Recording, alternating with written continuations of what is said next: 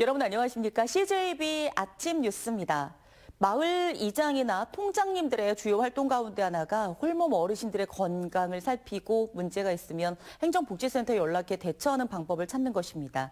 지금까지는 일종의 서류로 작성해 행정복지센터를 방문해야 했는데요. 앞으로는 QR코드로 처리할 수 있게 됐다고 합니다. 홀몸 어르신 돌봄이 신속해졌다는 얘기입니다. 이민아 기자가 보도합니다. 고령층 홀몸 어르신들이 많이 거주하고 있는 청주시 복명이동. 마을 통장이 현관문 안에 있는 QR코드를 촬영하자 어르신의 건강 상태와 요청 사항 등을 적는 설문지가 화면에 뜹니다. 어르신과 이야기를 나누며 건강 상태를 체크하고 집안 곳곳을 돌아보며 고장난 곳은 없는지 직접 확인합니다. 그동안 통장들은 집집을 방문해 어르신들의 건강과 생활 상태를 수기로 작성해 행정복지센터에 제출해왔습니다. 시간이 걸리고 즉각적인 대응에 어려움이 있었던 겁니다. 청주시가 QR코드 인증 서비스를 도입한 이유입니다. 전에는 그냥 지면으로 그 방문하고 그 결과를 이렇게 거기다 써서 제출했거든요. 지금은 직접 이렇게 그 자리에서 전송을 하면 바로바로 받아보시니까 내가 직접 주민센터 방문 안 해도 되고. QR코드에 입력된 어르신의 정보는 실시간으로 복지 담당자에게 전달돼 즉시 확인이 가능해졌습니다.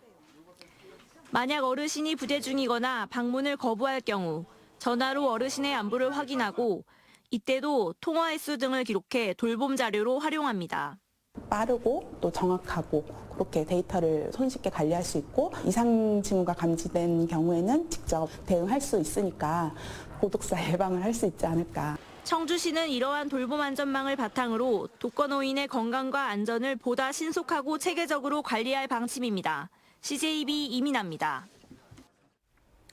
꽃샘추위가 잠시 찾아왔지만 봄 기운이 넘치는 옥천 묘목시장에는 손님 맞이가 한창입니다. 국내 최대 묘목 생산지인 옥천군 이원면 일대 묘목시장은 나무 심기철을 맞아서 활기가 넘치는데요. 올해는 사과나무 같은 유실수 값은 오르고 건설 경기를 반영하듯 조경수는 비교적 수요가 적다고 합니다. 최한석 기자가 취재했습니다. 완연한 봄을 맞아 옥천 묘목시장 일대가 제법 인파로 북적입니다. 꽃망울이 맺힌 조그마한 화분에서부터 제법 뿌리가 굵은 묘목까지 전국에서 찾은 손님과 거래 상인들로 활기가 넘칩니다. 상품을 믿을 수가 있고 종류가 내가 선택할 수 있는 가치수가 많아요. 그래서 여기에 잘 찾게 됐고. 이 일대에서 판매하는 묘목은 200여 가지. 예년보다 잦은 폭설과 한파로 올해 묘목시장은 다소 늦게 열렸지만 수요는 많습니다. 트럭으로 싣고 나가는 차량에서부터 소량을 구입하는 손님들까지 그야말로 제철을 만났습니다. 여러 가지 나무도 많고 꽃나무도 많고 뭐 다 심고 싶어요. 근데 이제 꼭 필요한 거 심을 수 있는 것만 이제 몇 가지 골랐습니다. 올해 묘목값은 유실수를 중심으로 오름세입니다. 사과값이 껑충 뛰면서 사과나무 같은 유실수가 지난해보다 20% 이상 올랐고 일부 품귀 현상마저 빚고 있습니다. 밤나무와 대추나무 값도 강세입니다. 하지만 건설 경기를 반영하듯 조경수는 지난해와 비슷한 시세입니다. 일부 이제 품귀 현상 되는 나무가 있거든요. 뭐 대추나무, 그리고 이제 대추나무, 사과나무, 그리고 이제 밤나무 이런 게 이제 작년에 비해서 뭐 한 20에서 30% 정도가 좀 더 올랐고. 전국 유일의 묘목산업 특구로 국내 유통량의 70%를 차지하는 옥천 이원 묘목시장. 이달 28일부터 사흘 동안 풍성한 옥천 묘목 축제도 열립니다. CJB 최연석입니다.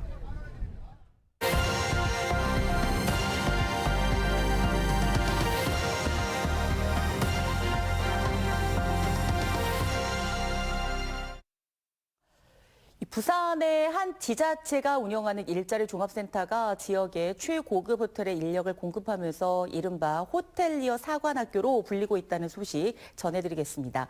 퇴직과 경력 단절을 겪은 40대에서 60대 중장년층들에게 새로운 삶의 활로를 만들어주고 있다고 하는데요. KNN 이민재 기자가 그 현장 다녀왔습니다. 호텔리어 사관학교에 오신 것을 환영합니다. 이곳의 원래 이름은 수영구 일자리 종합센터인데 수료생 대다수가 유수의 호텔에 취업하다 보니 호텔업계가 별칭을 붙여준 겁니다.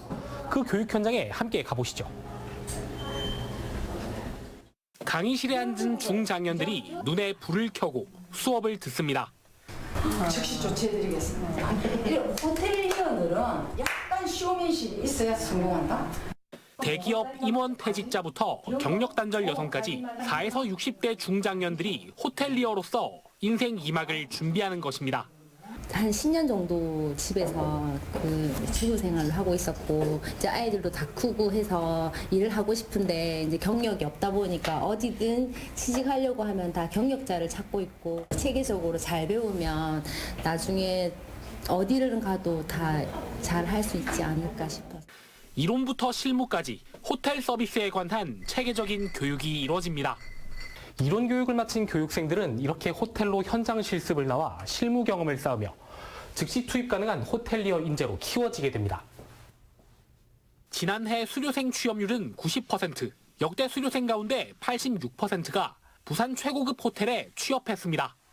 호텔 현관 안내인과 객실 안내원, 객실 관리사가 돼 3년 이상 근무한 경우도 78%나 됩니다. 실무에 뛰어든 수료생들과 관리자 모두 큰 만족감을 표합니다. 또 같이 수업을 들었던 동기분들하고 같이 입사를 하니까 처음부터 같이 어려운 점도 같이 배우고 나누고 그게 가장 좋은 것 같습니다. 최근 지역에 늘고 있는 이주민들에게도 새로운 기회입니다.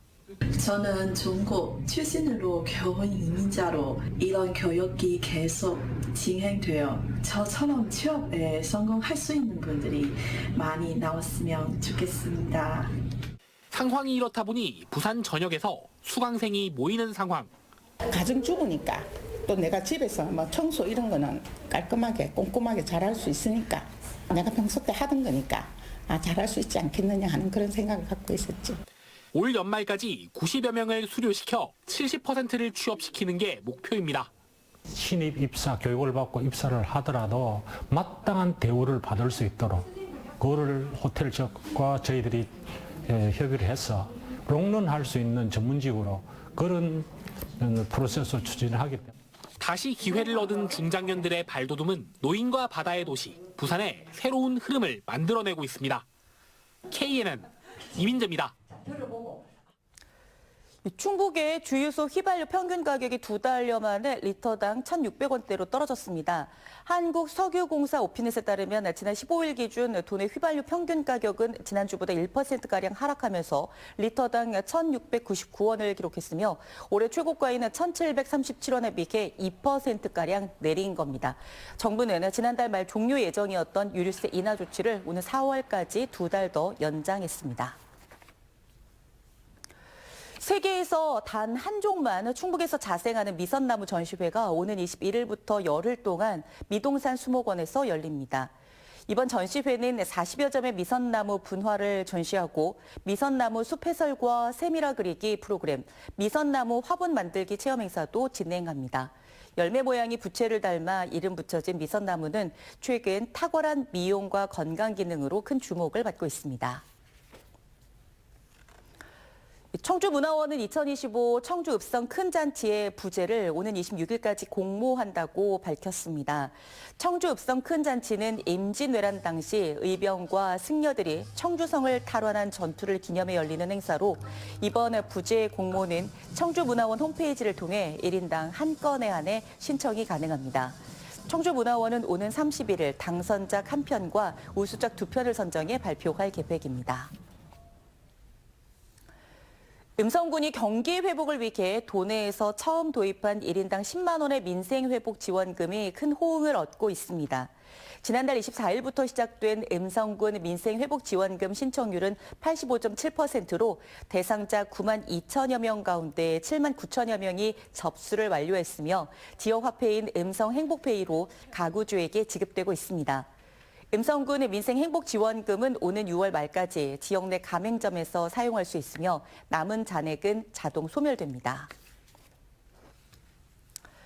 이 제천시 청풍호 수상 비행장과 수상 아트홀 활성화 사업이 일부 어업권자들의 반발로 난항을 겪고 있습니다.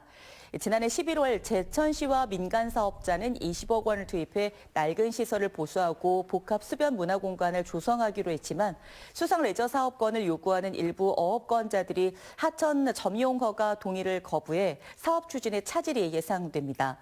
제천시는 당초 오는 6월까지 모든 사업을 완료할 계획이었지만 수자원공사의 하천 점용 허가도 받지 못하면서 사업 지연을 우려해야 하는 처지에 놓였습니다.